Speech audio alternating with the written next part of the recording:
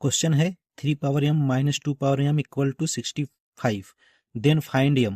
तो m की value हम ज्ञात करने के लिए देखो इसको हम कैसे करते हैं।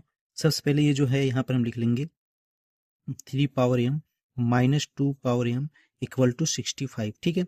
अब यहाँ पर हम यहाँ करेंगे लेट यानी माना, लेट को हम कह सकते हैं माना, m इक्वल टू यहाँ पर हम 2x मान लेते हैं, ठीक है, कोई दिक्कत वाली बात नहीं है। चलिए रखते हैं यहाँ पे। तो क्या हो जाएगा 3 पावर 2x, यहाँ हो जाएगा 2 पावर 2x इक्वल टू 65, ठीक है। अब इसको देखिए हम क्या कर सकते हैं, घातांक रूल लगाएंगे। 3 पावर x के पावर में हम यहाँ पर 2, इसको x कर लिया, 2 इधर कर लिया, यहाँ करेंगे 2 पावर x और यहाँ पर भी इस 2 को इधर कर लिया, यहाँ हो गया 65, ठीक। अब यहाँ पर a square minus B square का फॉर्मूला लगा देंगे। तो क्या हो जाएगा, फर्स्ट ब्रैकेट्स में हो जाता है a मीन्स हुआ 3 पावर x प्लस b मतलब 2 पावर x। सेकेंड ब्रैकेट में क्या हुआ, a माइनस b, तो a हो गया 3 पावर x माइनस b हो गया 2 पावर x इक्वल टू, ये देखिए जो 65 है इसका हम फैक्टर करेंगे। अच्छा जब फैक्टर करेंगे तो क्या होगा, देखिए 13 पचे 65 या 5 13 में 65, तो हमको देखिए यहाँ प्लस है तो बड़ा वाली वैल्यू पहले लिखेंगे, 13 इंटू 5 इसको हम राइट कर सकते हैं। अब यहां से देखिए कंपेयरिंग यानी तुलना करने पर यहां लिख सकते हैं ऑन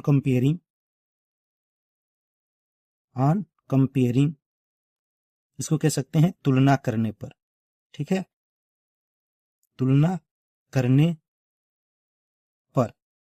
जैसे हम यहां पर तुलना करेंगे तो ये हो जाएगा 3 power x plus 2 power x equal to 13, इसको हमने समीकरण 1 नाम दे दिया, ठीक है। 3 power x minus 2 power x equal to 5, इसको हमने कह दिया समीकरण नंबर 2। ये समीकरण 2 हो गया, ये समीकरण 1 हुआ। अब समीकरण 1 और 2 को हम हल करेंगे, यहां लिखेंगे समीकरण 1 और समीकरण 2 को हल करने पर, समीकरण 2 को हल करने पर, ठीक। तो हल कैसे करते हैं, यहाँ पर देखिए रैखिक समीकरण की तरह से इसको हम हल करते हैं। तो यहाँ लिखते हैं 3 power x plus 2 power x equal to 13 है, कोई दिक्कत नहीं। इसके नीचे इसको लिखेंगे 3 power x minus 2 power x equal to क्या है 5, इसको हम क्या करेंगे यहाँ पर ऐड करेंगे, लिखेंगे जोड़ने पर।